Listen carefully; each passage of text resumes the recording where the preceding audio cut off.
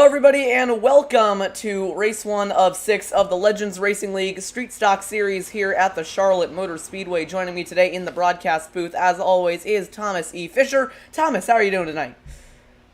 Doing well, how about you? I'm doing pretty well. Street Stocks at Charlotte it's one of the most known combinations on iRacing. It always seems to provide a good race. The way that these cars are so draft dependent, it seems like every time you race here, you end up getting a kind of Daytona, Talladega style race. Everyone kind of bunches up into a pack. Everyone tends to kind of run together, use the draft, and try and get the most out of their cars. And that's definitely being reflected in the lap times. If you take a look at the board, Ethan Stuckwich currently at the top of the board, but it's by 1/1000th of a second over Jacob Fenn. The gap at the top so close that our ticker is rendering them as the same lap time. Andrew Cootie behind by less than half a tenth of a second. And at that point, really the entire field is covered in under 1 second. It's about 0.5 of a second between 1st and 19th. But it's still Ethan Stuckwich currently at the top of the board, who has chosen a very interesting paint scheme. It's all gray. The whole scheme is gray. It doesn't have a number, doesn't have anything. It's just gray. So, thank you, Ethan, for making your car extremely unrecognizable. I can't wait to forget who you are about 5 times over the course of the race. So, a new season is about to get underway. For a while now, we've been just covering the Classic Truck Challenge. Now, we are going to start covering the Street Stock Series. Tom, what are you expecting out of the 6-race calendar? I mean, as you just said, street stocks, especially at Charlotte, is one of the most recognizable things in iRacing, but I think you're wrong there. I think it's the most infamous, because I have a feeling that whenever you get into a street stock race, or at least an official race, your first thought is, how am I going to get killed? You're not wrong about that. It's going to be a game of survival. By the way, let's take a moment to appreciate that scheme that the 34 has. Now, I know it's a Coca-Cola paint scheme, which immediately puts it lower down on my list. However, the grille on that car is custom to look like, kind of like if you mixed a Chevrolet Camaro with like a Chevrolet, what's that electric car they had, the Volt? And in general, this looks really cool. So that's my quick paint scheme appreciation. We're going to head into qualifying in just another minute here. It's going to be single car qualifying, so everyone's just going to be going out to set 1 lap. Tom, in your experience at this racetrack, is it faster to kind of hug the bottom like you would at Daytona or Talladega, or do you kind of want to arc it into the corner? Well, what you really want to do is on your first lap, or on your out lap, and then your first lap of qualifying, because we do get 2 laps of qualifying here. You want to hug the outside wall, and then as you're going into your lap, you just want to hug that blue line as tightly and as close as you can. Basically, be as smooth as you possibly can with your wheel inputs, because the smoother you are with your wheel, who's that going across the infield? Someone on the infield. Uh-oh. Yeah, I'm not entirely sure who that is. I wish I could find who it is. I don't know if that was Hayden Hall. Hold on, I gotta find this one. Randomly clicking around on my timing screen doesn't appear to be doing much. I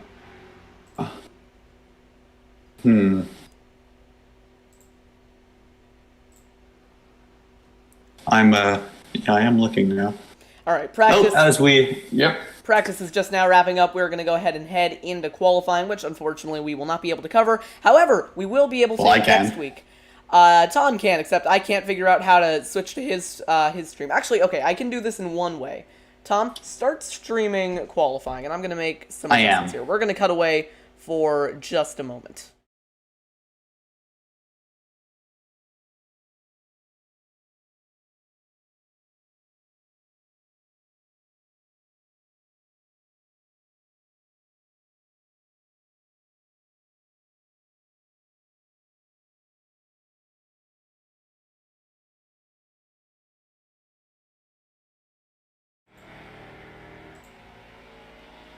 Alright, so we're back on TMG. Give us a moment here because we're just about to cover qualifying, as we figured out how to do that.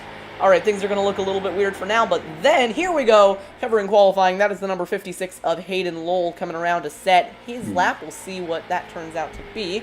Actually, he just came out of the pits. You're going to see here, just as I was talking about. Okay. Look, he's going to hug that outside wall, trying to get as much momentum as he possibly can before diving it down low. So this is Hayden Lowell's first lap.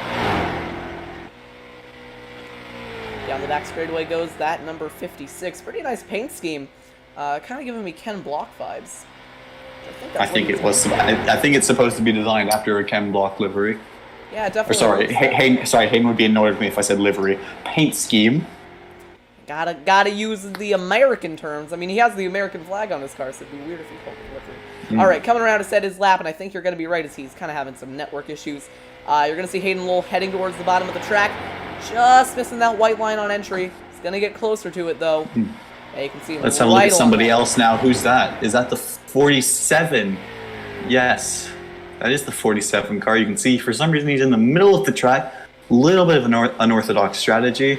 Oh, yeah, he might have just missed the bottom there, but I think what he's trying to do is get a nice arc at a 3, enter a little bit higher, then kind of dive it down to get along that white line. We'll have to see. We'll have to see if that one works. Moving along, then the 60 of Eric Keplinger. Oh, I stand corrected. Eric Keplinger is my favorite paint scheme of the whole race. Yeah, because he has the TMG logo on it. Exactly. So I can't actually see the lap times right now. So how are the lap times looking right now? We'll have to cut away from being professional for a second. Results. Okay, so Eric Keplinger in first.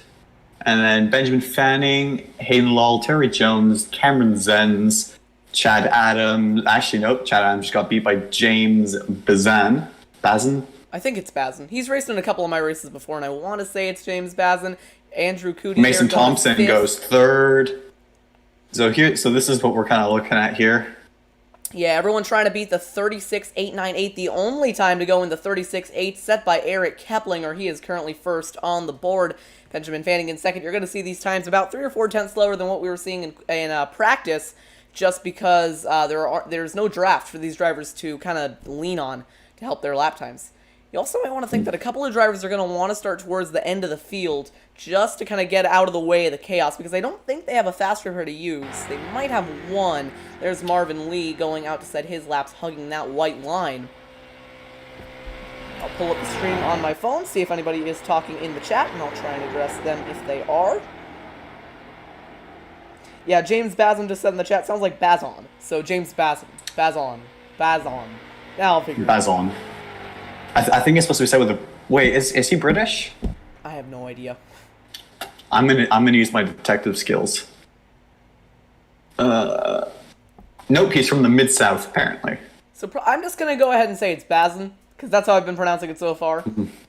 I love the way that every single person in this race currently is American, except basically everybody who's involved with this race is American except for me, who's Canadian British. So yeehaw! I kind of feel like an outsider here. Not gonna lie. All right, pulling up the results. It's about a 50-50 split. Half of the field elected to qualify, half of them didn't. We'll go ahead and pull you back over to professional broadcasting. Wow. There we go. Back to professionals. Pulling up the ticker again, it's Eric Keplinger at the top of the board with a 36.898. I don't think anyone is going to be able to stop that time. Benjamin Fanning is closest, but not close enough. I do think it's going to be Eric Keplinger at the top of the board. Except Matt Moreau is on track for a lap right now. Matt Moreau going out for a lap. We're not going to be able to come to that because I've already cut back, and I don't want to cut back.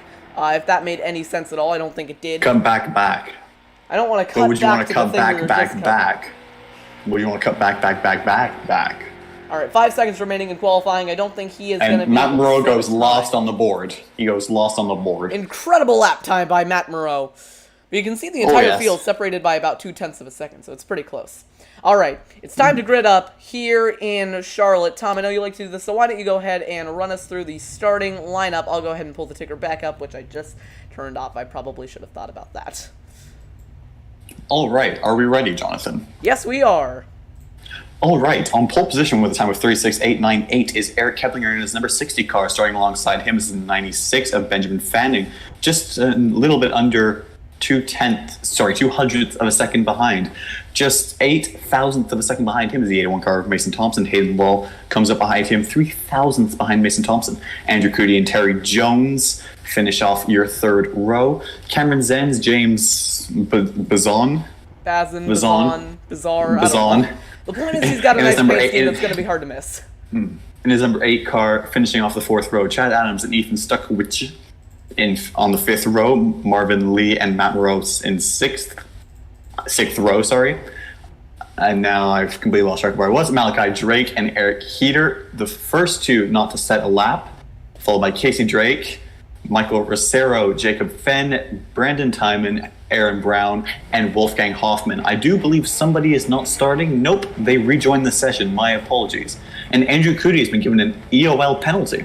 Oh, interesting. I don't know what that could be for, because I don't remember that he got involved in any incidents in the race previous to this, but Andrew Cootie going to have to fight from the back. Granted, I mean, that might have been something that he requested. I know that a lot of drivers like to really opt out of their starting spot just to kind of be in a safe place at the back.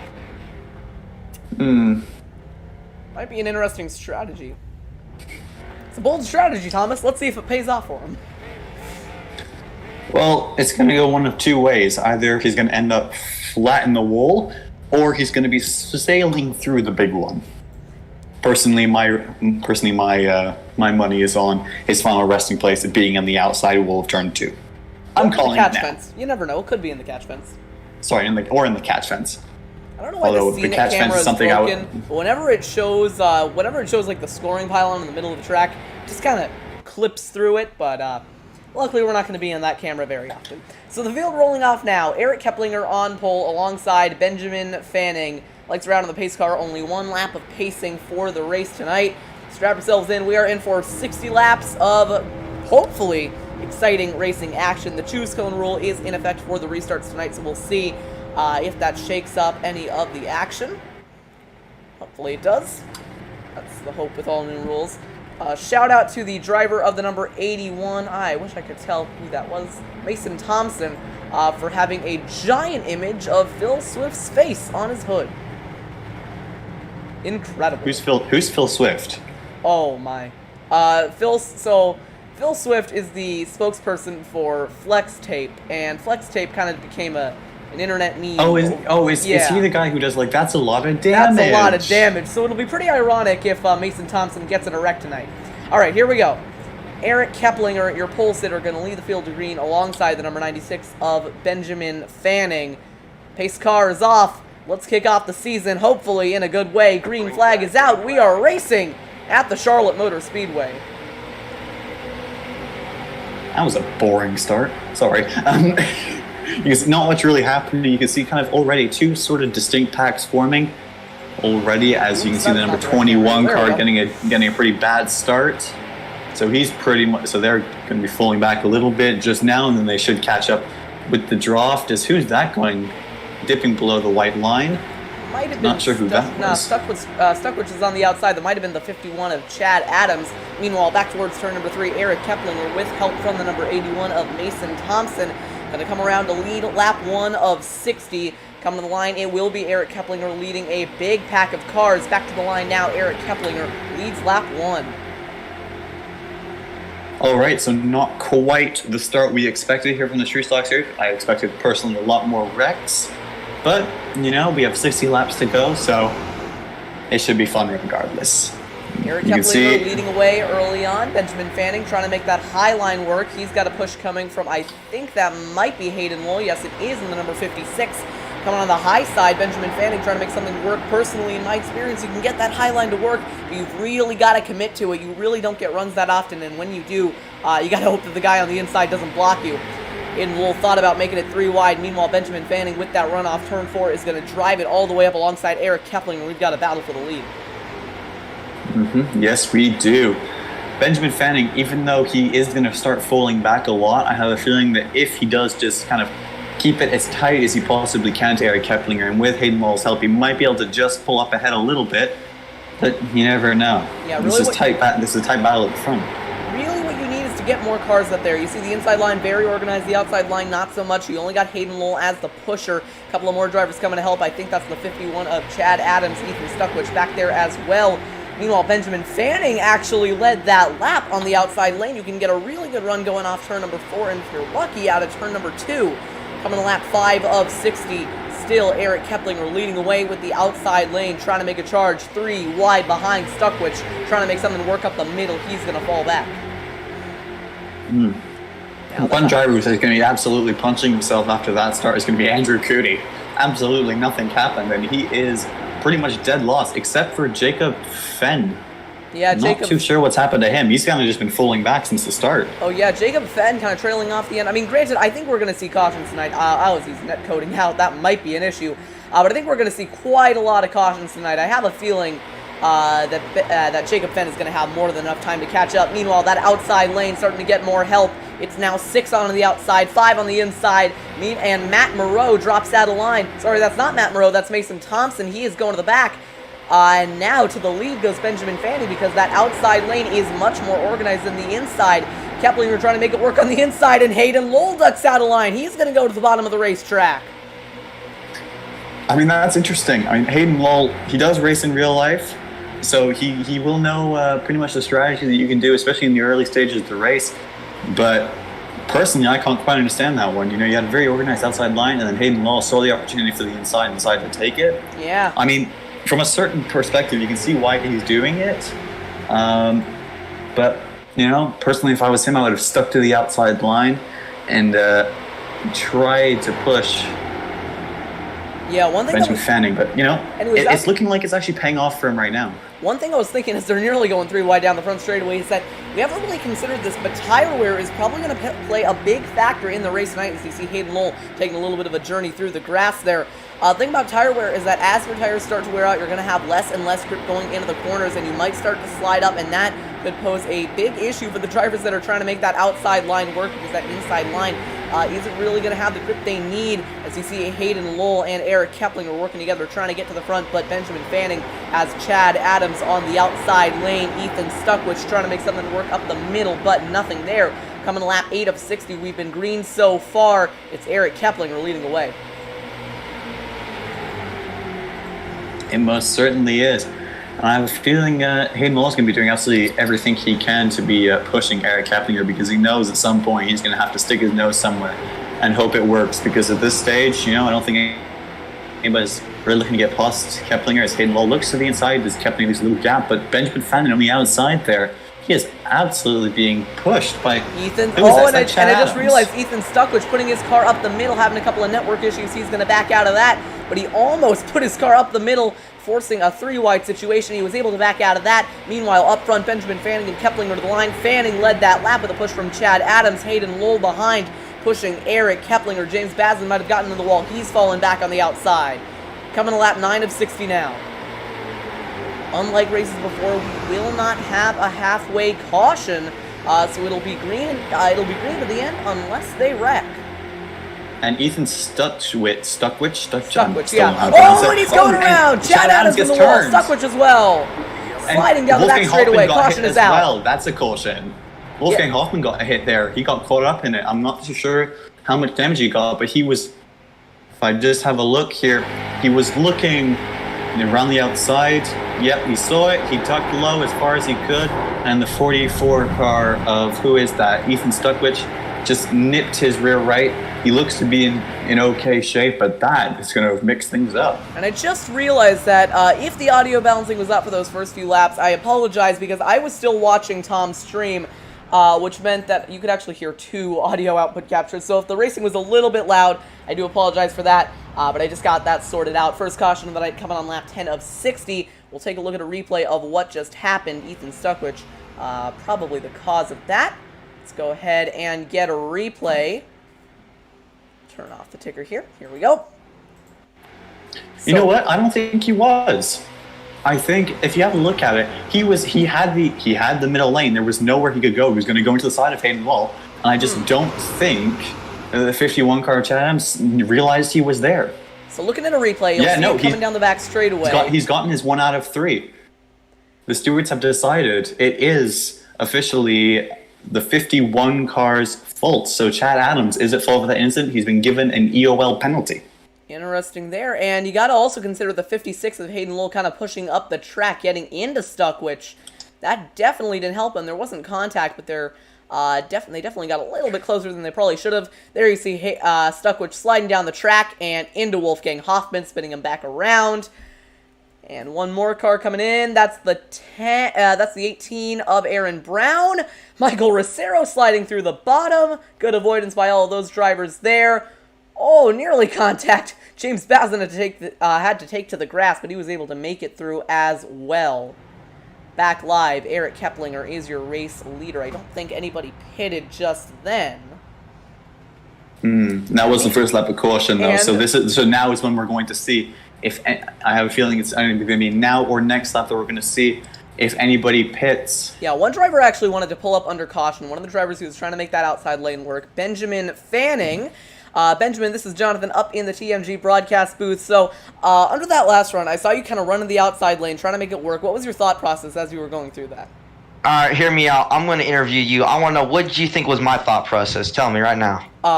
Well, in my opinion, I think that you were probably just kind of stuck up there. If you could get to the bottom, you probably would have.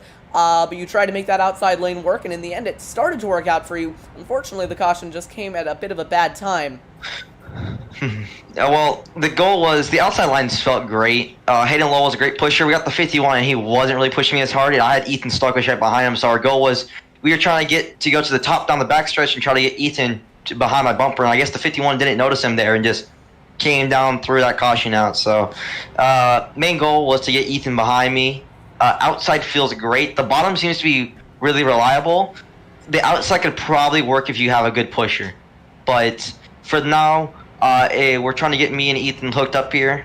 And we got some speed in this thing, so we're looking to go get a win. Coming to the end of the race, what's going to matter more to you? Staying with your teammates or trying to get the track position on the bottom lane?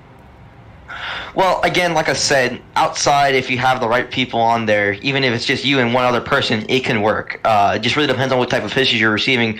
Hayden Lowell almost got me to the lead in like 3 times before he dropped down behind Eric. And like I said, main goal again is to stay with our teammates.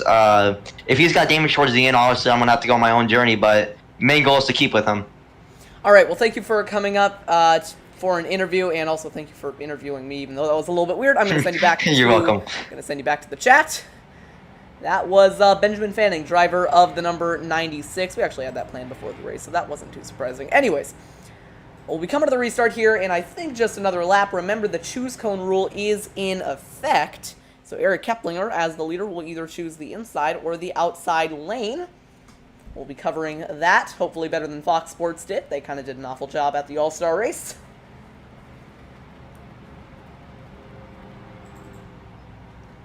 So, Thomas, what are you thinking about the action so far? Sorry, I'm still trying to get my head wrapped around the fact that you just got interviewed as the commentator. Exactly. Anyway, yeah, we're just going to run with that. Yes, okay, we are. but, I mean, to be fair, the action has not been totally horrible so far. But it's been, it's been completely average, if you ask me. Nothing special, nothing horrible. And I think at the end of the day, what can you expect? It's Charlotte in the street stocks. There's going to be more wrecks. So at this point, a lot of drivers are going to be looking at playing the long game. In my personal opinion, and Casey, if you're watching this, just take notes here. I think they should get rid of the yellow line rule. I think we should let drivers go wherever they want. All right, coming to the restart here. Race leader taking the inside, Fanning taking the outside, but it looks like that is not the popular choice. Take a look. Everybody going down to the bottom except for James Bazin. And I think that's Ethan Stuck, which I'm guessing that was definitely pre-planned. You kind of heard Ben talking in the interview how he wanted to get linked up with Stuck, which you see those same drivers that were on the outside that last run going to the outside once again. That is going to be a big benefit for James Bazin, who's going to be all the way up into 4th. Meanwhile, Jacob Fenn is our first retirement of the race with network issues. Unfortunate for the driver of the number 25. His day is done early. So, most of the drivers... Oh, okay. For some reason, Marvin Lee has been given an EOL penalty. Oh. Now that confuses me. That might have been a choose cone violation. Not really sure on that one. So coming to the restart, Eric Keplinger going to be leading the field back to green in that LRL and TMG street stock. Best paint scheme in the field, guaranteed. Coming to the restart, he'll be on the inside. Fanning takes the outside. James Bazin going to get a huge benefit after taking the outside lane. He is all the way back up into 4th. Coming back to the green, Eric Keplinger is down and away. We are back racing at Charlotte. Ooh, that was... Yeah, not a good restart by the outside lane. Benjamin Fanning cuts down in front of Hayden Lowell. He's going to come into 2nd. Good job by the driver of the number 96 to cut off the 56. Unfortunately, James Basson going to be let out to dry on the outside lane. Down the back straightaway for the first time, Eric Keplinger kind of let out to dry. That is going to be a big advantage to Benjamin Fanning. Is he going to go inside or outside? Coming to turn 3. He's moving to the top. Is Hayden Lowell going to go with him? They're going to try Will it. Hayden Lowell sell him the dummy, though? Will he try and... oh, nope. He has gone to the top. Yeah, Hayden Lowell staying loyal to the outside lane. I would have thought Hayden would have... I would have thought he'd have sold him the dummy, but nope. And there you go, the two of them are on the outside line, have the momentum. Oh, big wiggle out of the number getting a 96. loose.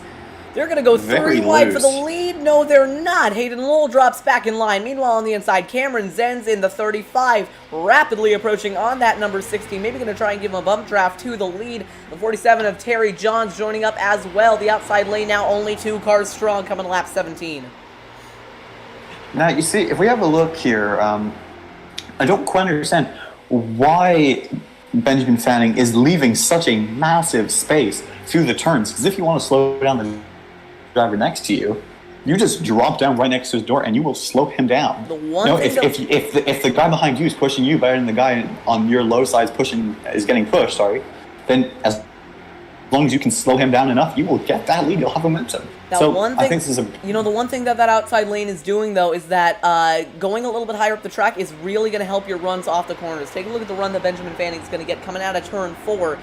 You see him and Eric Keplinger, they're hanging side by side, but then coming off of turn 4, Benjamin Fanning just gets a huge boost of speed coming to the line as Hayden Lowell thought about taking it 3 wide again.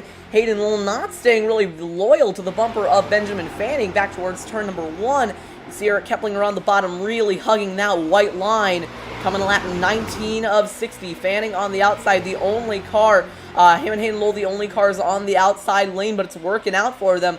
Although most of the field is going towards that inside line. Yeah, they are. You can see now, as we even heard with Benjamin Fanning in the interview there, is that you can make 2 versus, 8 now? 2 versus 6, sorry.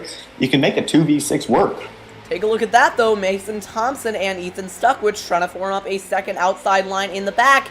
James Basson going up, maybe trying to help him out. Spinner on the front straightaway in turn 1. Oh, never mind. I just saw smoke, but nothing came of it. I'm not sure what happened. Might have just been a network issue. That was Hayden Lowell networking. Oh, sorry. I thought someone was going around. Big push by Hayden Lowell. Yeah, big push by Hayden Lowell into the back of Benjamin Fanning. This is going to be an interesting battle. That outside lane actually starting to group up. More cars up there now than are on the inside. Oh, wrecking. Who's out of the back? Oh, saving it. Oh, no. Aaron Brown around. He's going to get it into the pits. Aaron Brown saves it. No caution, they're wrecking again. Chad Adams around. Michael Rosero involved. Caution is out. At the time of caution, Eric Keplinger had the lead, but the caution is back out once again on lap 20 of 60. Chad Adams, one of the drivers involved, Aaron Brown as well. He was able to keep it off the inside wall. Great save by Aaron Brown, but another caution is out. Before we take a look at a replay, So I lied before. Benjamin Fanning had the lead at the time of caution. By about a hundredth of a second. So that's going to be absolutely massive for Benjamin Fanning. Yeah, that's going to leave him lane choice as well. So if he wants to get to the bottom, he'll be able to get the bottom. All right, I think at this point now, I think it's going to be my turn to bring somebody in. All right. Because there is somebody who I desperately want to talk to. If I can find them somewhere here. Yep. Hold on. Move to. It is Mr. Hayden Lowell. Hey, Hayden, it's Thomas up in the TMG broadcast booth. You got me? I got you. So, just run me through that last run. What was going through your head when you were sticking behind 96 car? My main thought was, let's get someone clear so I can lead a line and try to get myself to the front. But looks like I got Fanning to the lead there.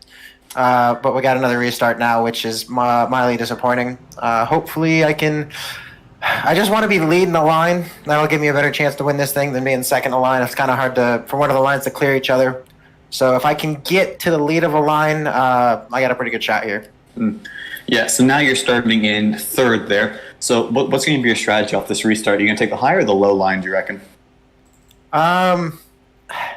If no one picks if neither Fanning or Keplinger pick the top, I'm going to go to the top so I can be the first car on that line.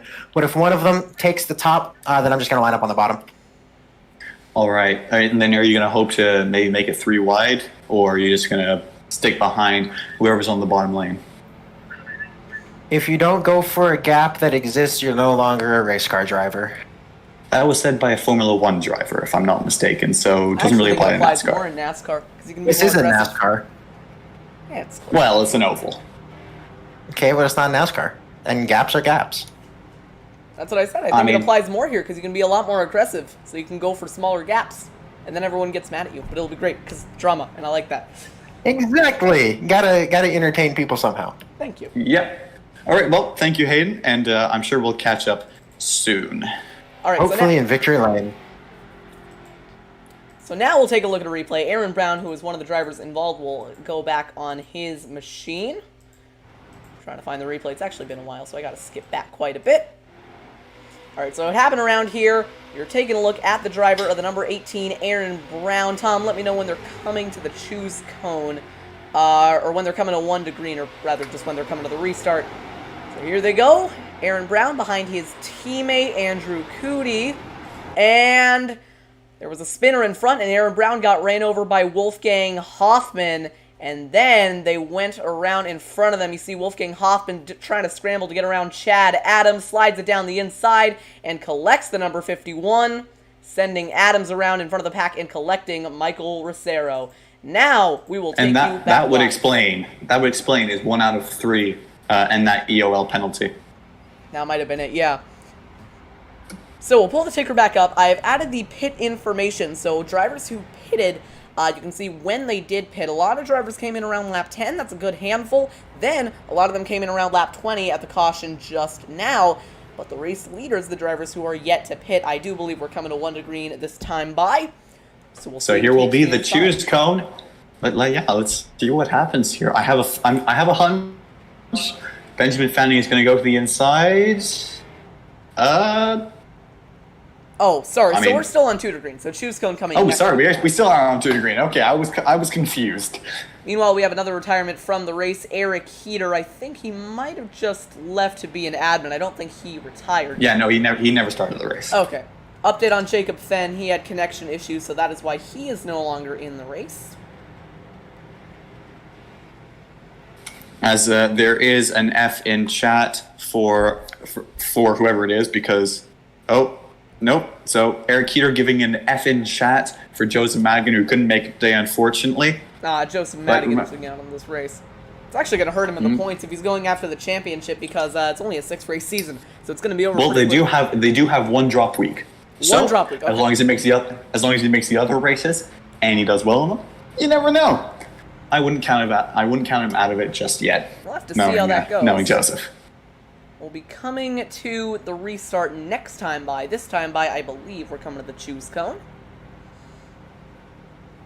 You know who I wouldn't discount out of this race, Jonathan? Who was that? Andrew Cootie. We've Yeah. seen what he can do what he can do in the past. We know he can wheel a race car around. So let's see. As we come now, I believe now it is going to be to the choose cone. Yes, it Fanning is. took the outside. Keplinger took and the Hayden's- inside. Hayden Lowell took the inside as well. Is anyone going to go with Fanning? The number 8 of James Bazin will. Actually, a lot of drivers taking the top. Well, then again, they got to remember that Fanning is the one who dictates when they go. So you never that is know. true as well, yeah.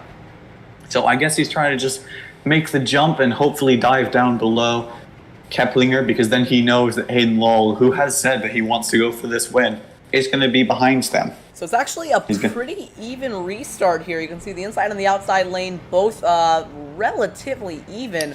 We'll be coming back to green this time by with the number 96 of Benjamin Fanning leading away. You can see them going by that big television screen down the back straightaway. I kind of wish they would play like some camera angle from the race, so you would have like the race there. I don't know, that'd be cool. Anyway. Yeah. As now, we're looking to come around turn 4. Benjamin Oh, I Fanning think we is have an your leader. EOL. The number 34, Brendan Timon, going to the back. I'm not sure what that's for. He'll line up at the tail end of the field. No idea. As now we're coming out of turn 4. Pace car is going to be in. And we are ready to go racing at Charlotte. And it is green flag running. As Benjamin Fanning gets a really good start. Will he drive down to the low side? yes, he will. He's still oh staying no, up he's there. staying on the outs. He is staying up there. Is he going to dive down now? He's kind of staying in the middle of the track. I think what he's trying to do is see who's going to come with a bigger run, and then once he figures that out, he's going to dive to either the inside or the outside lane. In the end, it was the inside lane with the better run, so Benjamin Fanning goes to the bottom, but Eric Keplinger looking high, maybe going to try and swing it low. Hayden Lowell says no, thank you. He's trying to stick his nose underneath Eric Keplinger, but he is going to ultimately fall back in line, coming to lap 27 of 60. Reminder, no halfway caution on the night. Benjamin Fanning leading away at Charlotte. Oh, Eric Keplinger is diving to his inside. This is going to end either very well or very poorly. As you can see, Hayden Lowell he's looking to make it 3 wide. No, he's not. He's decided better of it. Keplinger with the crossover, and he'll take it to the inside. You see, this is very interesting now as I come out of turn 2. Hayden Lowell pushing Eric Keplinger like mad there. I guess what might be going through Hayden Lowell. Oh, very loose there is. I didn't quite see who that was in the pink car. That might have been James Basem because he just shot up the track. He's going to fall back quite a bit. I think what Hayden Lowell's is what's happening in Hayden Lowell's mind. Is that he's just going to try and push Eric Keplinger. Oh, they're wrecking behind. One car around. That's the number 44 spinning behind. They're all going around. We are back under caution. Ethan Stuckwich, one of the drivers involved, sitting on the inside of the racetrack. He's going to be able to get it refired.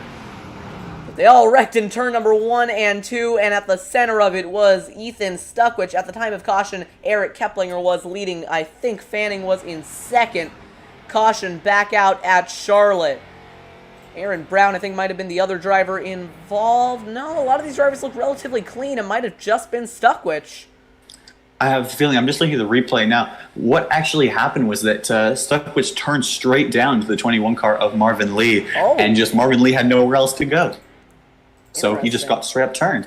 You got to remember, if you have the option of saving your own car or going into somebody else's wreck, you're naturally going to save somebody else's car. So I wouldn't quite frankly be surprised, if Marvin Lee just hard righted into him the second he saw he was about to get hit. I think they might have started wrecking in front of him because we saw Stuckwich spinning. Oh no! So that definitely looks like the 21 of Marvin Lee just didn't go through the tri-oval. Take a look at the number 21 coming through the coming through the quad oval, and you're going to see when everyone else is kind of going down the track to take their line, he just doesn't. I mean, look at that one now. Yeah, Marvin Lee is just going straight when he should have been going down the track, and he just turns the number 44. I mean, to be fair, though, it is his right of line. He doesn't have to turn in. Well, he doesn't have to. You can see how everyone else in that pack is kind of taking that arc through the tri-oval, and Marvin Lee just doesn't go straight into the 44. I mean, you can see though, if you have a look, as you're about to approach, heading into the second, what is essentially the beginning of the technical first turn, if you're talking turning the steering wheel, the second part of the quad oval, you can see he's not looking to stay in that second lane. If you have a look to where his car is pointing. His car is properly pointing towards, pretty much towards the apex. So we're gonna have to.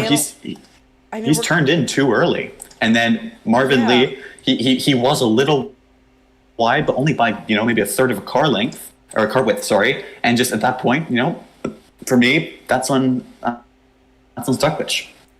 He made the decision to turn a little bit harder, a little bit earlier, trying to squeeze Marvin Lee down, and he ended up turning. And the one thing I will say is you can see the line that Stuckwich has taken. If at this point he just kind of started going straight, he would have sailed past the apex, and it would have left Marvin Lee a lane. But Marvin Lee, he's just kind of, you can see everyone else on the inside line is aiming towards kind of the apex of the quad oval, and Marvin Lee's just going straight. I think I'm going to put that on a racing incident, but Tom, you can let me know what race control decides. I'm going to put that on a racing incident, but we'll see what the official call is. The official call is no action. Just came through. Taken. So, I agree that was a racing incident, but from my point of view, I don't think Marvin Lee could have done anything about it. I think that, Stuckwich just thought Marvin Lee was going to be a bit further to the left than he was, and then, Yeah, sorry, I accidentally just pulled up the display capture. Didn't mean to do that. As a wise driver once said, that's short track racing, even though this isn't a short track. Yeah, it's short track racing at a pretty big oval, so. I mean, well, but the thing is, the way you got to remember as well is the fact that rubbing is racing at the end of the day. You know, if we expect cars to race squeaky clean, and if we want every car at the end of the night to, come away scot-free with not trust a me, that is ding on not her, going to happen here. that is not, I mean, at the end of the day, if you think that's going to happen tonight, sorry, you're delusional. That's not going to happen. These drivers are here to race and they're here to win. They're fighting for a championship, even though this is only round 1. It's a very short season. So, there is going to be beating and banging and spinning and hitting the wall. And at the end of the day, that's racing. And, and I wouldn't want anything else. If you expect racing to be tame as, squeaky clean noses and like chippity hop guys who run after the race and go, oh, you little booger, you got me. No. I mean, at the end of the day, the adrenaline's high. They're fighting for a championship. They're fighting for a championship, and at the end of the day, we're going to see tensions flare and cars get banged up, hitting the wall, and feelings are going to get hurt at the end of the day. And what do you want to bet? That's racing. What do you want to bet that those two drivers that might have their feelings hurt after that, they're not going to be the last ones who are going to have their feelings hurt tonight? Oh, I can bet you. In fact, if I'm having a look now, should we... Do you want to pull up Ethan Stuckwich? I don't know. You know what? Let's do it. Yeah, it's a dangerous concept, but let's do it. All right, let's go ahead and pull him up. Hey, Ethan, this is Jonathan up in the TMG broadcast booth. So you just got involved in a little bit of an incident there. We took a look at a replay, but we want to get your perspective on what just happened. We know you're probably mad right now. Just do your best to keep it clean. Go ahead. I'm not honestly really sure what happened. I know I was just following Bazan, and I know he really didn't. I was just kind of following Bazan there, and when he turned at the bend, the guy on the inside of me didn't quite turn like down at the bend. He was kind of higher up than I expected him to, but that didn't cost my race. What did was an iRacing glitch where I had 4 minutes of optional repairs and it wouldn't let me release. So sounds like Ethan's night at this point is going to be over. He's already out of the race. Tough break for Ethan Stuckwich. Good luck in the next one. We're going to go ahead and send you back. I mean, look now, we just missed the choose cone. Oh, yeah, he is. Sorry, we just missed the choose cone there. Eric Keplinger choosing the inside, Benjamin Fanning on the outside, Hayden Lowell on the inside, Chad Adams on the outside. The 35 car there of Cameron Zenz on the inside of the third row, Wolfgang Hoffman next to him, behind them Terry Jones and Brendan Timon. Matt Monroe on the inside, Mason Dobson alongside him on the fifth row. Yep, fifth row. Behind them Marvin Lee and the 8th car of James Bazan. Andrew Cootie behind them, Michael Rosero sticking to the inside, and so is Aaron Brown. Hey, I gotta say, so a lot more cars choosing the inside, surprisingly. There's a pretty big crowd on display here tonight. I hope they're all following social distancing rules, although I have a feeling they might not be. All right, coming back to the green, Eric Keplinger leading. Green flag is back out. And, as always, a tame restart. I mean, I wouldn't expect too much. These street stocks are pretty planted. Really, the worst you're going to get is somebody missing a shift. That inside lane really got going on the restart. Not a good restart for Benjamin Fanning. He's fallen back on the outside. Down towards turn number 1. Eric Keplinger leading. Hayden Lowell in second. Cameron Zenz in third. Lowell making a move to the outside, but he's going to get back in line. This is what Hayden Lowell said he wanted. If you have a look, I bet you the second the outside line is going to have a run, he's going to hop, skippity-dop all the way up there. And you can see he's already having a look. You know, I think what he's trying to do is kind of move up the track and kind of shoot down the racetrack, try and generate a big run off of the banking and just get around that 60. But Eric Keplinger making his car wide, coming lap 36 of 60.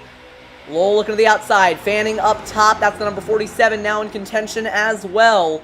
Back towards turn number 1, you see the split in packs. You got that big first pack and that much smaller second pack. Fanning coming with a run on the outside. Is Hayden Lowell going to make the jump? What do you want to bet he does? I mean, put it this way, I'm willing to bet, I don't know, the juice box that's set right next to me. He's going to jump to the top. And trust me, I really like this juice box, so you can tell how much this means to me. Hayden Lowell going to the outside now. He's pulled up alongside Eric Keplinger. He's going to have the help from Fanning. What's he going to do about it? He's almost fully alongside him now. Oh, Cameron Zenz thinking about a move up there. Side by side for the lead. Eric Keplinger now is going to have to fight like hell to keep Hayden Lowell behind him because we know how pushy Hayden Law can be when he's fighting for the lead. He's getting pushed. Will he quite clear him? No, not quite. As we head into turn 3. Benjamin Eric Fanning Keplinger's- now on the bumper of Hayden Lowell. He has a lot of experience running up there, but not a lot of experience running as the pusher. For the longest time, it's been Eric Keplinger and Benjamin Fanning side by side for the lead, while now it's Hayden Lowell and Eric Keplinger side by side for the lead. Coming in lap 38, the laps winding down here in Charlotte. We're coming to lap 37, man. No, lap 37. It's all right. It's only 1 lap difference. Doesn't matter in the grand scheme of things. So you can see now. I mean, if you ask Tyler Reddick, that Fanning, one lap almost absolute- cost him 4th, so... I mean, we're not going to talk about that. Oh, Hayden Law has cleared him. He's being Almost did. nope. He cleared him right before the corner, but didn't quite take advantage of it. And now Eric Keplinger is right back alongside. Benjamin Fanning is going to have an absolute run of dreams out of the corner to be able to push Hayden Law He's into got the a pretty lead. good Because, run. yep, I have a feeling though Hayden Law is not going to want to drop to the bottom of the racetrack. Yeah. Because I mean, we've seen how powerful his car is, especially with Benjamin Fanning behind him. So this is going to be an interesting one, Jonathan. I'm much more excited for this battle than I was between Fanning and Keplinger. Oh, and cleared. Hayden Law has cleared him. He has dropped to the bottom of the racetrack. But he couldn't Or quite get has he? there. Eric Keplinger hanging alongside on the inside. Nearly contact. Keplinger There forced was off the contact. track. There was contact there. Little bit of contact. I mean, hey, like you said, Rubbin's racing. That's going to leave the door open for Benjamin Fanning on the high side. Is Hayden Lowell going to block? No, he isn't. Now Fanning has Chad Adams coming to push. Now, that was a move I didn't see coming. To be fair, I mean, we've seen how strong Hayden Lowell can be at the front, but you never know. Benjamin Fanning's going to have the absolute run of dreams on the outside, so I have a feeling this is going to be a cycle effect. If the leaders keep dropping to the inside from the outside, and then somebody else is going to come along, clear them, drop down, and then eventually this is just going to become Oh, a little like bit of cycling. contact again. Eric Keplinger wiggling on the inside lane. I have a feeling those two probably aren't very happy with each other at this point in the race. Dropping out of line is the number 47 coming back up on the track. That was nearly messy. Terry John's able to keep it going. Sorry for cutting you off there. No worries. Like I was saying though, I have a feeling this is very much going to become as much as I agree the reference is weird, a cycling pack race. Because what they do in cycling is that they send people to the front. When they get tired, they go right up the racetrack, full all the way back. And I feel this is going to end up like this. The person's going to come along the outside, drop in front, and then he's going to be leading the inside lane. Somebody else is going to do the exact same thing, and everybody's just going to start shuffling backwards. So I have a feeling Hayden Lowell's going to have to be very, very careful and be praying Eric Keplinger is a much better push than is that Chad Adams on the outside. Oh, they nearly went 3 wide. Eric Keplinger tried to take it down the inside. I gotta say, I don't have too much confidence in Chad Adams as a pusher. You see he's kind of moving around a lot, not really giving a big push to Benjamin Fanning. That outside lane, really, whoever you have as a pusher is going to get a nice run off for, as we're going to see right here. Run to the line is probably going to be won by Benjamin Fanning. No, it's not. Hayden Lowell led that lap. Hayden Lowell. You see, this is going to intrigue me, this one. Because we've seen how powerful the outside lane can be, especially on the runs to the line. So, I'm not calling. I'm not saying anything about how this race is going to end up. All I know is the fact that Hayden Lowell is going to feel very confident on that inside lane, as he always is. Drifted up the track So you a little never bit know. there. This is close. I have a feeling. Oh, contact! Benjamin Fanning into the wall. Hayden Lowell involved. Sliding down the front straightaway. They're scrambling to get around him. Trouble behind. One car around. Spinning down the front And that's a straightaway. cool Caution shame. is back out. 2 cars sliding on the Wolfgang infield. Hoffman. That was Wolfgang Hoffman and James Bazan. I don't know. That wasn't James Bazin. That was the 81 of Mason Thompson. Caution Sorry, back it was. out. Yes, you're right. And it was the 2 leaders, Benjamin Fanning and who was it? Why am I forgetting his name? Hayden Lowell. Those 2 fighting for the lead. They got Hayden into Lowell. it, and around they went, bringing out You know the what? caution. I think that. Yep. I'm just looking at it now. Eric Keplinger just nudged Hayden Lowell, moved him literally not even a foot up the racetrack, and Benjamin Fanning was just there. Yeah, couldn't really do much about it. He was too close to Hayden Lowell, and from then, there's nothing Hayden Lowell could do about it. All right, why don't we get a replay to figure out what happened? I just told you what happened. Yes, but I want to see it, because I didn't get to see Yes. it. The viewers didn't get to see it, so now we're going to see it. Okay, that Yeah. might have been before everything happened, so we got to go back a little bit further, but not too much further, because we'll mess it up. Yeah, here you go. It looks like just here you can see he's right along the inside. Eric Keplinger just gives him. Does it happen in this corner? I don't know if it I don't know does. if it happened this one. Yes, it did. Yes, it did. You can see. There you go. Hayden Knoll just got the nudge from Eric Keplinger, and Hayden Knoll's moves up the racetrack a little bit, and Benjamin Fanning was just there. There was nothing either of them could do about it. Eric Keplinger just gave a bit too hard of a nudge, a bit in the wrong place of the corner, and But then it all kicked off here. Because you see Benjamin Fanning coming down the racetrack, and I think, actually, Andrew Cootie got a big hit from Matt Moreau, which sent him up into Benjamin Fanning, which sent Fanning down into Moreau, and sent Moreau into Mason Thompson and into Wolfgang Hoffman. They went sliding on the inside, and Wolfgang Hoffman, I'm seeing this on the replay, just hopped into the air. Oh my goodness. Scary crash on the front straightaway. So, as is tradition, who should we bring to the booth this caution? But just before you do that, I gotta take a look at this, because Wolfgang Hoffman, he's just gonna hop into the air once he gets hit from the 81 of Mason Thompson. I have a feeling the only explanation for that one is going to be iRacing physics. Because we all know how amazing those are. Allegedly. They can be good at times, but at other times, Wolfgang Hoffman kind of went into the 81 and got popped up into the air as Matt Moreau scrambled down the infield. Sliding goes Wolfgang Hoffman to bring out the caution. Actually, I don't know if that was an admin caution or not, because most of the action happened in the grass. It was an admin caution. Okay, so I'm guessing they just saw the chaos and figured that they should probably throw a yellow flag. I have a feeling that was pretty much the case, yes, Jonathan. Alright, why don't we go ahead and pull up... I don't think we can bring up Hayden Lowell. Actually, we might be able to. Yes, we can. I mean, we already brought him up, though. Should we? Maybe we should bring up Eric Keplinger, given the fact that he was the one who gave the nudge. Yeah, why don't we bring up Eric Keplinger? Alright, let's go ahead. I got him. Hey, Alright. Eric, it's Thomas up in the broadcast booth. You got me? Hold on, let me mute. Okay, can you guys talk about it? Because they're talking in chat and I can barely hear you. Yep, my apologies. Okay, so can you explain to us a little bit what happened there? From the replay, it looked like you just nudged Hayden Lowell. Hayden Lowell moved up into Benjamin Fanning, and from then, all hell broke loose. Well, I have Ben with me in Discord chat, and he said he looked at the replay and his Hayden came up and he came down a little bit. So I guess he said, "Oh, it's just a racing incident." I had been saving my run for Hayden on the exit of the corner because I didn't want to bump in the corner because I knew it would cause a wreck. I would just lift entering turn 1, so at least I can set myself up for a run on corner exit and give him the shove, so I can get around him. And then once we get clear of the outside lane, I can maybe try something where I get a pass like how I did on Ben for the lead there.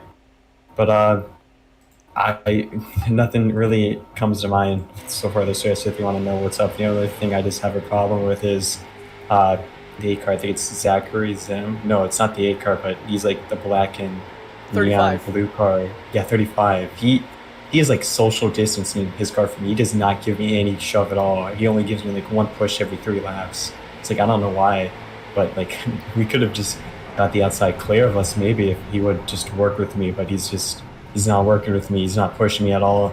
That's how Hayden got by me, because he's just not pushing my car, and I don't really want him to be behind me because I know he's not going to give me a shove. So, yeah. All right, well, unless, Jonathan, you have anything else to add, as we think we're going to be coming to 2 to green now, if I'm not mistaken. No, I don't have We're anything on to add. green. Just wanted to say good luck in the rest of the race, Eric. I'm going to go ahead and move you back, and thank you for joining us. Thank you. Have a good time. Okay, I actually can't move him back. I think I have to do it like this. Oh, I got it. Yeah, because I don't have that. I think. Okay, there we go. All right. So I think we're coming to 2 to green this time, by. I do believe you're correct in that. We've been pacing for a while now. I mean, I don't really have a lap counter to judge it off of. It's more just oh, we are actually coming to 1 to green. Oh, my mistake. Okay, as we're coming out to have a look at the line shows Hayden Lowell flying up the outside, wasting no time. Yeah, once again, As a now, pretty split is that the decision. 9 of Andrew Cootie?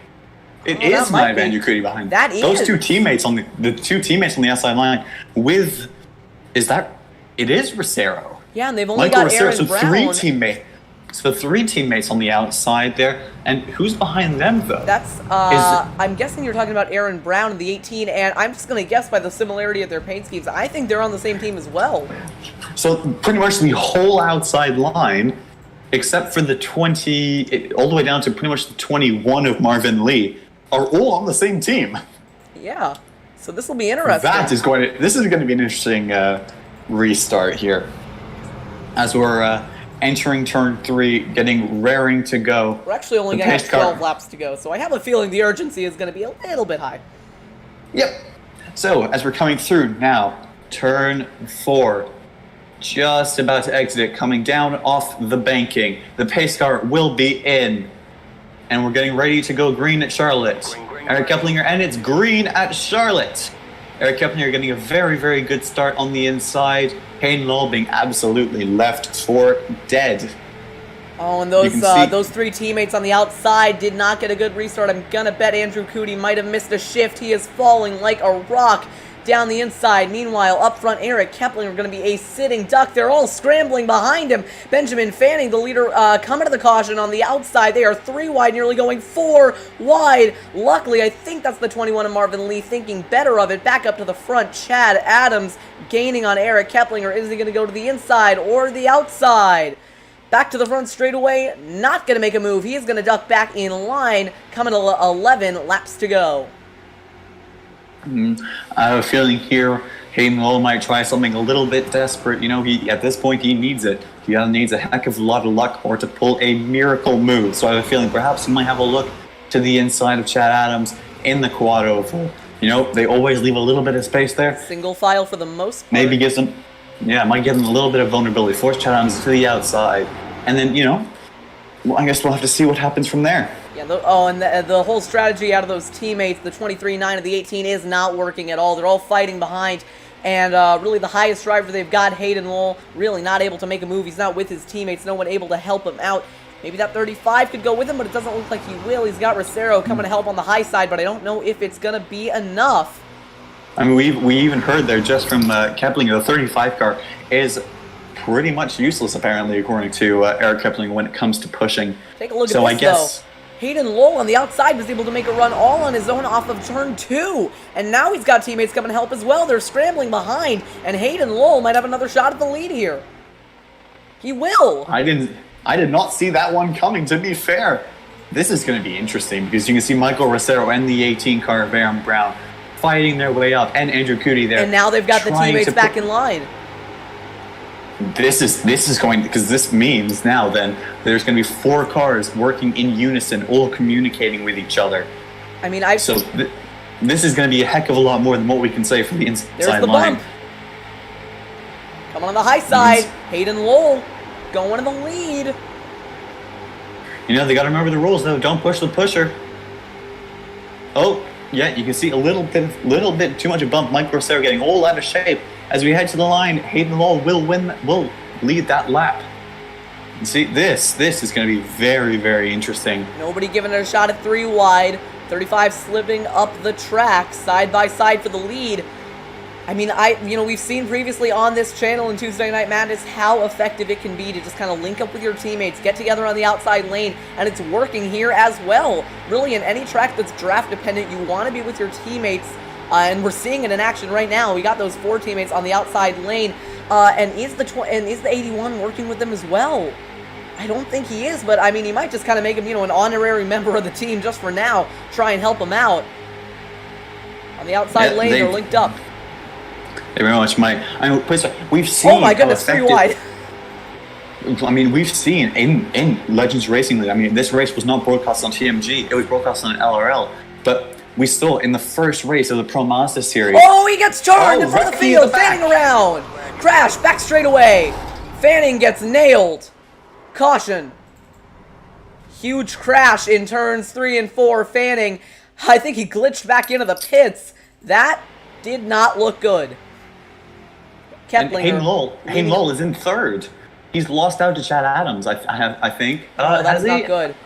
Nope. I think he is ahead. He is ahead. Okay, so I was he about is to say in if he second. lost out to Chad Adams, that's gonna be because I'm definitely thinking that no matter what Eric Keplinger does, Hayden Lowell and his teammates are going to do the absolute opposite. Yeah, but and just try and link up again. I gotta say, that is heartbreak for Benjamin Fanning. He was running so well earlier on in the race, and I think he got glitched back into the pits. That looked like a vicious hit. We'll take a look at a replay now. Happened on the back straightaway. Okay, so this is a little bit too far, but it might give us a good idea as to what happened beforehand. See there on the inside of that bright pink car of James Bazin going into turn number 1. I mean, it was getting aggressive. We're getting down to crunch time. You saw Bazin trying to make it 3 wide, a little bit of contact. And this is where it all happened. It was going into turn 3. I want to say... Oh, did James Bazin hooked the 81? Yeah, and it was all 3 of them straight to the scene of the accident at that point. Yeah, Bazin hooked the 81, and oh my... Oh, Benjamin Fanning got slung into the air, and iRacing just glitched him back into the pits. I have never seen that before. That's a new one for me. I mean, I've seen people kind of get hit out of the park. I've never ever seen someone get just glitched back into the pits by flipping over, but that is a vicious hit for Benjamin Fanning. Gets hit into the inside wall, bounced off the 81. My God, just look at this. That's absolutely. And you can see just He's going to get nailed by 47 and just flies and he's out. He is done. I just say, imagine being Wolfgang Hoffman in that situation. I mean, he still got hit, actually. Oh, he just took out Matt wow, Moreau. he got clattered there to Yeah, Wolfgang Hoffman. not good but for still, Wolfgang I mean, Hoffman either. that's a lot better than getting a car flipped straight over the top of you. Speaking of Wolfgang Hoffman, what do you say we go on board with him? So this is Perfectly happy with that. Wolfgang Hoffman's perspective. Oh my goodness. And woof, just, oh wow, okay. No, that's... Personally, I have a feeling that his heart purposefully jumped into his heart there. Or his, no, His sorry, heart his jumped heart... into his heart. Yes. Yes, his heart sunk to... what's the expression? His heart sunk to his stomach. There you go, that's the one. I'm trying to use a more American term for you, Jonathan. Alright, so here's what happened. James Bazin, man, what was he thinking? Like, take a look at this. James Bazin, he's just going to drift right up into the 81 on the back straightaway. Oh, yeah, just poor judgment. Maybe trying to get back in line and didn't realize that he was not clear. You know what? I suspect conspiracy, mainly to spice up this race a bit. I have a slight feeling that that was not an accident. You know what? Is there any way that we can pull him up into the booth? Because I would like to hear his perspective on that. Well, while you're doing that, I'm going to go on his onboard, and I'm going to properly examine this incident. And while you're doing that, I'm going to try and pull up James Bazin here. He is currently muted. Let's see if he will answer us. Hey, James, this is Jonathan up in the TMG broadcast booth. So we just saw you got involved in that incident on the back straightaway. And we got to be honest, from our perspective, it kind of looks like you just hooked a right on the 81. Walk us through what happened. Okay, it doesn't look like he's available for interview at the moment. James, are you there? Alright, so it doesn't look like we're going to be able to pull him up.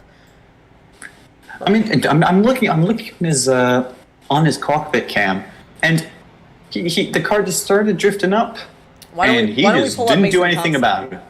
Because Mason Thompson was the driver who got turned. Let's pull it. He just kind of didn't do anything about it. He looked like he was going to the top, and the second he hit him, and was like, "Oh wait, I'm drifting up." Yeah. All right, let's pull up Mason Thompson, see what he thinks. Hey, Mason, this is Jonathan up in the TMG broadcast booth. You copy? Yeah. So, anyways, we just saw you got involved in that incident on the back straightaway, and to me it looked like James Bazin basically just hooked a right on you. Was there anything that happened earlier in the race to maybe cause that, or was it just kind of poor judgment? Well, I don't know.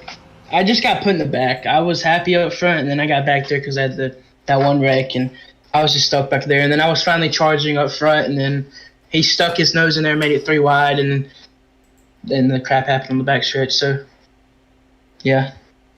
All right, well, if you have taken a look at the replay, and if you have, you should probably take a look at that. I mean, do you think it's poor judgment out of the 8, or was that intentional?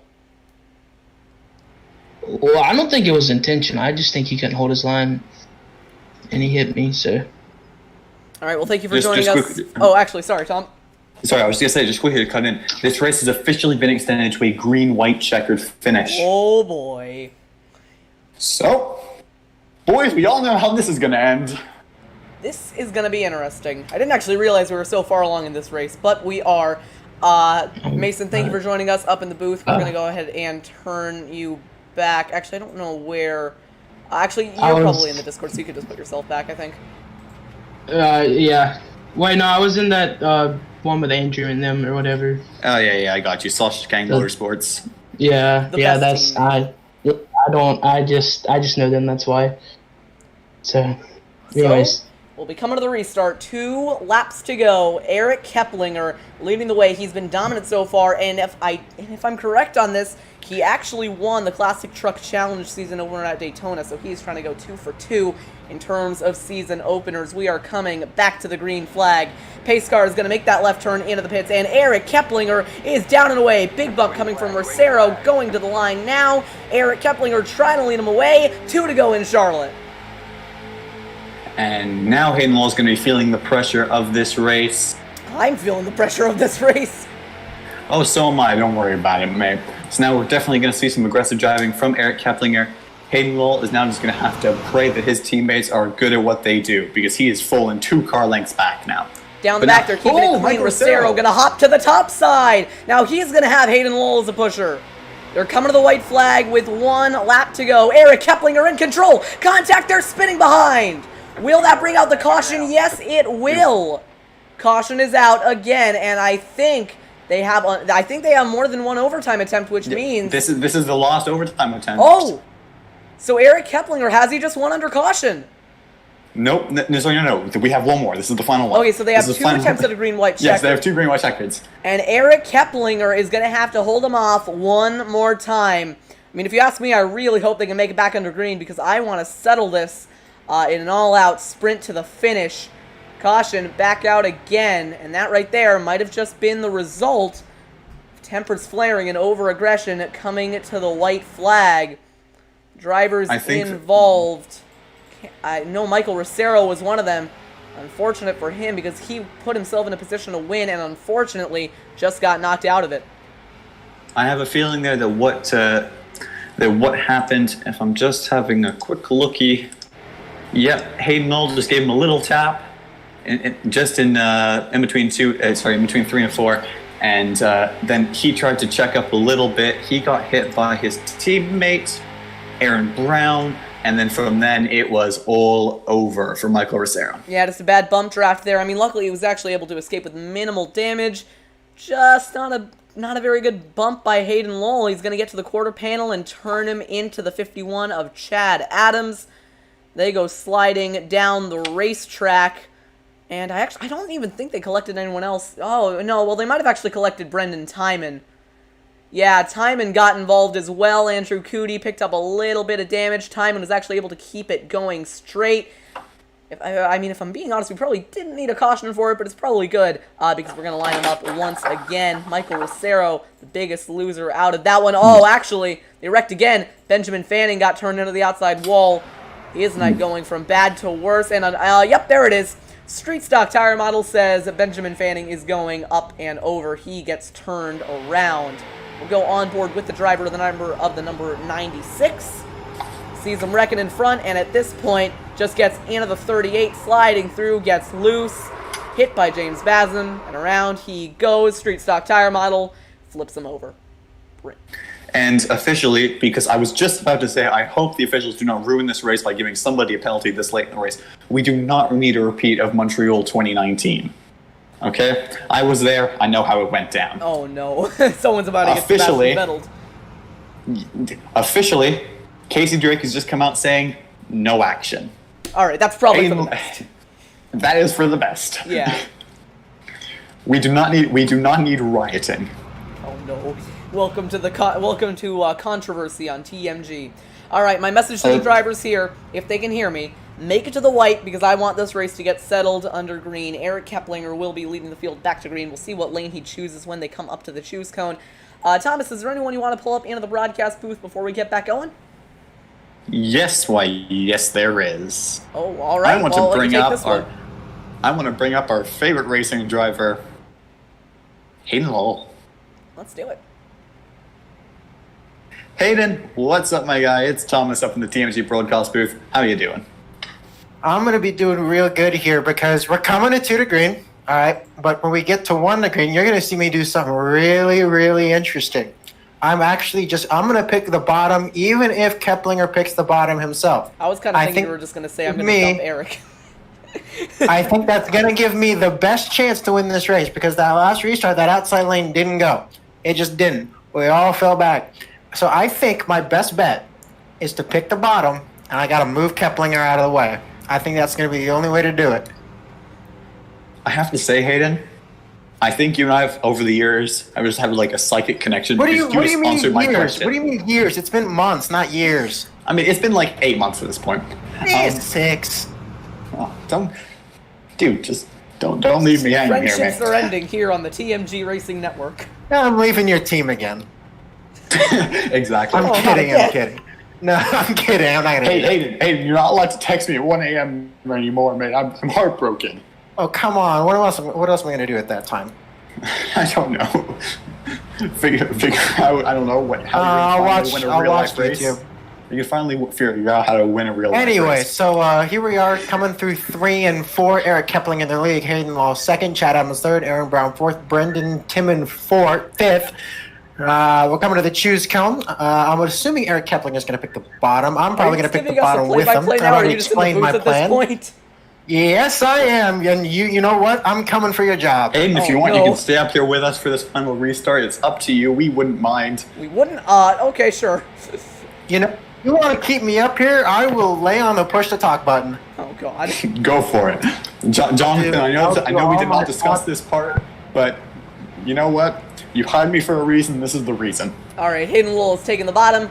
Like he said he would. Eric Keplinger is taking the bottom as well. On the outside, it'll be Aaron Brown. Thanks for joining us, Hayden. I guess you're going to be here for the rest of the broadcast. I'll tell you what, my thumb is going to be on this push to talk button a lot of the time. I'm just going to say a lot of my thoughts out loud. Okay, so make sure to filter those thoughts to a little bit of a PG filter them, Hayden. Spill it out. No, if there's something that's going to come out unfiltered, I'll take my finger off of the push to talk button. Good call, good call. Good. All right, here we go. Coming to the restart. You know what? I'm going to do this. I'm going to do that thing they do in NASCAR where they actually keep like drivers' radios kind of lower so you can just hear them in the background. That's what I'm going to do. I'm going to put Hayden on like 30% volume here, so it'll just kind of be some unfiltered team radio, if you will. So here we go. Coming to the restart, Eric Keplinger, we're going to have to hold him off one more time unless a caution comes out. At that point, the race will be over. Green flag is back out, and everyone just trying to make it to the white under green already. We see one driver taken to the bottom. That's the 34 of Brendan Timon. Battle for the lead on the outside lane. That's Aaron Brown trying to side draft Eric Keplinger. Down the back straightaway they go, and coming towards the white flag. All right, you can see there, Hayden Lowell getting an absolutely awful start, getting passed by Brendan Timon, and now the 23 car of Michael Rosero is passing him. What are they going to be able to do? Aaron Brown's going to have to go to the outside as we're coming now to the white flag of the race, heading around turn 4. No matter what happens right now, we have 1 lap to go. They're going to make it under green, at least I think they will. Eric Keplinger leading back to the white. 1 lap to go. Everyone in a line. Timon trying the bottom. Not going to make it work. Aaron Brown giving a big push to Eric Keplinger towards turn number 1. Side drafting behind. Hayden Lowell trying to make the outside work. Here they come down the back straightaway. Hayden Lowell now around the outside of Brendan Timon. What's Aaron Brown going to do? Is he going to go to the outside? He's not going to have a choice. Hayden Lowell all the way up. Aaron Brown now keeping to the outside. He's going to have an absolutely massive run. Hayden Lowell looks to make it 3 wide. Brendan Timon's back ahead of him. He's falling back. Michael Rosero's going to have a look on the inside. Off 4 for the final time. Eric Keplinger going to lead him back to the checkered flag. Contact for the lead. Brown on the outside. Side by side to the line. They're wrecking across the line. Eric Keplinger takes the season opener in Charlotte. Big crash behind. Brown in the wall. They're flipping. They're flying. Into the infield goes one of the drivers. It's a huge mess behind, but it all happened behind Eric Keplinger, who has won the season opener at Charlotte after a second green-white checkered attempt. Keplinger takes the checkered flag. Yeah, that was a tense final lap. That was very interesting there. Aaron Brown finishing just 3/4 of a tenth behind him. Brendan Timon, 0.08 of a second in third. Hayden Lowell standing no chance in fourth. About just over half a tenth. Oh my goodness! Someone not happy with Eric Keplinger. Oh, he might ruin his burnout. Oh dear, come on, Eric. Land it on the wheels. Land it on your wheels. Come on. Oh, Eric Keplinger's not on his wheels. Someone came by and just absolutely rammed into him. That might have been Benjamin Fanning. I don't know what he was doing. I got something to say. I made a mistake. All right, hold on. Let's go ahead and. Sorry, Hayden. I had you lowered there. I don't know. Welcome to the best victory celebration ever. All right. Anyways, you were saying, Hayden. Well, you see, at the last second, I made a plan, and that plan was going to be to let Eric Keplinger drive out to a huge lead and then draft right past him. But to ask everyone here in the booth, did that work? No. No. Yeah. No, not at all. Yeah, no, it didn't. No, it didn't. And you know what? I'm just going to go ahead and he alt F forward. Nice. Alt F forward. There you see the finishing results on the left side of your screen. I'll go ahead and cut off my name because I'm not in the race. I'm just a broadcaster. Everyone who isn't in the race just getting cut off. We don't need them in our lives. All right, there we go. There are the full finishing results on the left side of your screen. Eric Keplinger, the one taking the victory. I will say, credit to iRacing for actually making the scoring pylon and the Charlotte Motor Speedway actually work. So the finishing results you see there are the actual finishing results of the race. I think we got to take another look at that finish because that was intense. This was coming to the white flag. Eric Keplinger leading away. Aaron Brown behind. That's got to be one of the best finishes I've gotten the chance to commentate. I don't know if you would say the same, Thomas. I mean, I've commentated quite a lot of races in my time, and by that I mean like 10. So, you know, that is probably the best race I've watched. Maybe not quite the best. We've seen some very interesting races here on TMG and on LRL. But you know what? That has to be pretty much up there. So you see the contact there between Eric Keplinger and Aaron Brown. I mean, Brown's just trying to side draft, give it everything he's got. There's a little bit of contact. They're all taken to the grass behind. In the end, nobody able to stop Eric Keplinger. There he is at the line the entire time. I'm going to say what is that? 1, 2, 3, 4, 6. The top 6 covered by about maybe a tenth of a second at best. And then they all just start wrecking behind. Get this right, actually. 0.282 seconds separating the top 6. Yeah, and they just all start wrecking behind. Everyone's scrambling everywhere. In the end, though, it's Eric Keplinger taking the first win on the season. What do you think, before we ask Eric the same question, what do you think was the key to the race? What do you think got him this win, Thomas? Making your car as wide as possible, and, I mean, at the end of the day, it's Charlie and street stock, so you gotta have some dumb luck in there. I'm going to say, I think it was just his ability to control the lanes. I mean, you know, Eric Keplinger, he started up front, he finished up front, he was able to kind of control the lanes all day. His biggest competition messed up, you know, Benjamin Fanning, Hayden Lowell. They all, you know, they made their own mistakes. Eric Keplinger had a pretty much mistake-free race, at least as close as you can get at this car track combination. And in the end, I think that's what got him the win. We're going to cut away for just a moment here, and we will be right back with post-race interviews, starting with the driver of the number 60, Eric Keplinger.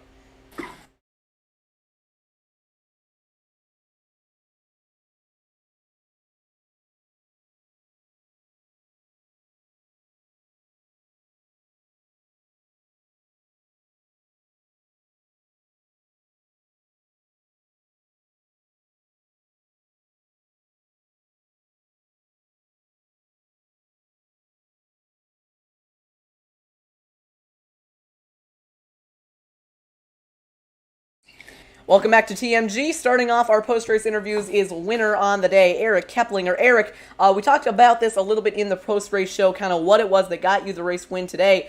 But in your opinion, what was it that really sealed the deal on your victory? Well, the only reason I won this race is because I had TMG on my car as a sponsor. Yay! Once I put TMG in the car, I won the race. You can see, boys, we are important. We help people win. Put our name on your car, TMG and you will fueling win. victories since 2020. Yeah. But seriously though, I track position mattered this whole race.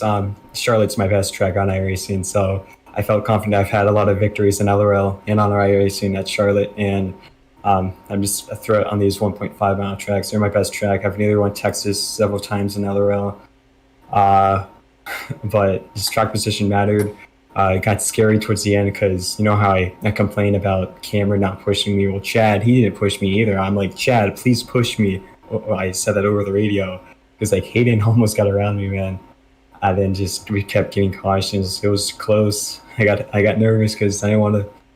It was just so close. The race was so close to ending, and then the caution would just come out. And I got scared with Aaron being up there because Aaron's pretty aggressively reckless driver, and he almost spun me twice. Once on the restart, and once on coming to the checkered flag. Both doing the same things, coming down on me. Luckily, I was able to get the win. At least he finished second. That's good for him. My teammate Brandon got third, and my other teammate Ben, he had a great race, but sadly got wrecked out. Yeah. So you were just talking there about how track position mattered this whole race, but can you ignore the aspect of just dumb luck in this race? And what are your thoughts on it? Do you think it's true, or do you think that this race requires a lot of skill to win? Well, I guess it takes patience because you have to learn just not to bump somebody in the corners. Like when I was behind Hayden, I would just lift entering 3 and 1 because I just didn't want to push him. Just wait to get that run through the corner and just push him on exit so we could get by the outside lane. And then once we'd get clear of the outside, I would make a move on him like I did to Ben to take lead from him. Take skill just to just have the patience, just to race it out. Just not make bold moves early. I know Hayden early in the race, he tried to make it 3 wide for the lead on corner exit of 4. I got nervous because I made a little contact from him. And then also when he was leading, not leading at the time, but when he was going for the lead, he cleared me off 4, but he wasn't really clear. So, and he came down to me and we made a little contact. That was also close. Luckily, we were able to save it. Just, it takes skill because you just be patient. You have to push at the right times. You have to know how to push. You don't want to be like 2 car lengths back and just not push the guy. So I guess there's skill in that, and also just staying out front. Just not making aggressive moves, aggressive blocks. Just staying committed to your lane. That's what I did all night tonight. The other time I went to the outside, it was just to break the draft on one of the restarts. So. All right, last thing I wanted to ask you about. We saw there on the lap, I guess it was the lap after the cooldown lap, Benjamin Fanning came up behind you and basically just launched you to outer space. Was that part of your victory celebration, or did you do something to make him angry? No, he was fine. So there's a rule in LRL saying you have all clear, our cars have to clear the track except for the leader. And Ben was like, oh, hey, I'm going to give you a victory tap. And I was like, okay. But I didn't know the victory tap would just be me being launched into space by him. He said he was sorry because, that was against the rules. But, I mean, at least, hey, a win is a win. I'm glad it happened. I can just do the burnout in my mind or go to a test session and do it. But a win's a win no matter if I burn out or not. And maybe you can win next weekend. Or I guess next week, and then you can do the burnouts there. But then you can do 2 burnouts, one for today and one for then. All right, anyways, Thank you, Eric, for joining us in the broadcast booth. I think that's all we've got for you. Congratulations on your victory. I still cannot move you to channels. Okay, now I can. I can move myself. Or you can move yourself. Yeah, that would probably be a better idea. Sorry about that. All right. Next up, we are going to go ahead and bring Aaron Brown into the booth if we can. Oh, he's already here. Hey, Aaron, how are you? I was one step ahead of you, Jonathan. How are you, Aaron? Yeah. So, second place today. Run us through your race. Well, it was basically helping with my team. Michael Rosero, Andrew Cootie, Hayden Lull, and frick, I already forgot his name. It's good to know your teammates' names. A lot of people. Let's just say that. Not all running for points, of course, but they all helped. We all planned the choose cone rule really well. That last restart, I don't know what. Chad went to go to the inside, which if I were him, I would have went high, and then that lived the whole outside for me. So I went high, And basically it was like that every single restart. Hanging around in the back, avoid the wrecks, and the in race. As you've seen, I went flying, and I need a medic. But anyways, yeah, that was a good battle to the end. Congrats to Eric Keplinger, and it was a really good race. The other thing I wanted to ask you about is coming on the line, you made a little bit of contact with Eric Keplinger. Were you kind of just trying to side draft him to get him slowed down and try and get the win? Do you think there was really anything you could have done there on the last lap to try and beat him? Yeah, that was basically side draft. That was completely my fault. I was trying to see if I would get the run off the corner, but I was also trying to bump him, trying to move him up the racetrack. But I seen Hayden with a big run off into turn 3, so I went high, got that extra push, but I thought I would have had it. But then that touch there kind of ruined it. It ruined my run. We real hopped, but ended up getting a really close finish for second, which was 1/100th of a second. So it's a good race for everyone. Brendan Timon just lost out to me there at the line, so good race for him and Keplinger and everyone else. So, all right, well, congratulations, Aaron, on your second place finish. Really good job out there tonight. You did really well. Next up, we're going to go ahead and bring Brendan Timon into the booth if we can, and I believe it doesn't look like he's here at the moment. So. Hey, Brendan, how are you? He's here. You already moved him in. Man, you're way ahead of me tonight. Yep. All right. Yeah, no, I just took a second to say it. Yep. Hello. All right, Brendan, what happened? Just run us through it. It was just basically, I was just basically in the back of the pack. I just didn't have a good enough car tonight, but luckily I got into top 3. It was just a wild race tonight. I got in a couple of saves, couple of crashes, but I didn't use my fast repair because I don't think I needed to use it because the damage was not that bad for me. Well, coming to the line, I hope Aaron will actually got Keplinger sideways so I could have a shot to win. This is my first top 3 in LRL in the trucks.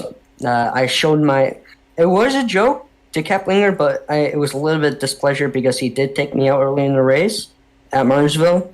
So, but it was luckily for LRT to get 1 and 3, and Benjamin did a good job. He wrecked. Sadly, he wrecked by but not his fault. But luckily, top 3. All right, well, the other thing I wanted to ask you, similar to what I asked Aaron Brown, is there anything you could have done on that last lap, maybe the lap before, to try and come away with the victory? I just didn't have the car to run.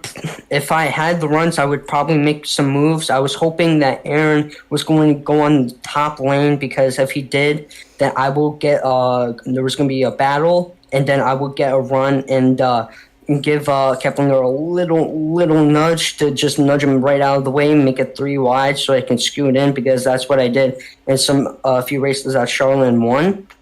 But it didn't turn out the way to be, but I got edged out by Aaron, sadly, but we're going to try to get the win at Phoenix because that's one of my best tracks. All right, well, congratulations on your 3rd place finish. Tom, you got anything else to ask him before we head on to whatever's next?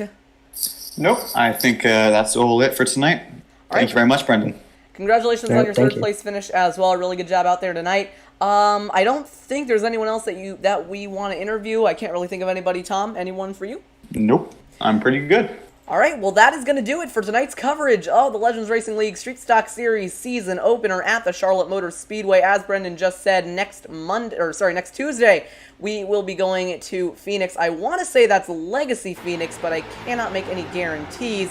In terms of any post-race penalties after tonight, warning to Benjamin Fanning for severe post-race contact with the winner, and warning to James Bazin for being aggressive, but in the end, nothing serious in terms of post-race penalties. Congratulations to your winner, Eric Keplinger. He drove a fantastic race tonight. But other than that, that is going to do it for the coverage. Thank you all for joining us. But this is Jonathan Oates and Thomas Fisher signing out. Have a good one, everybody. We will see you on Friday. Goodbye.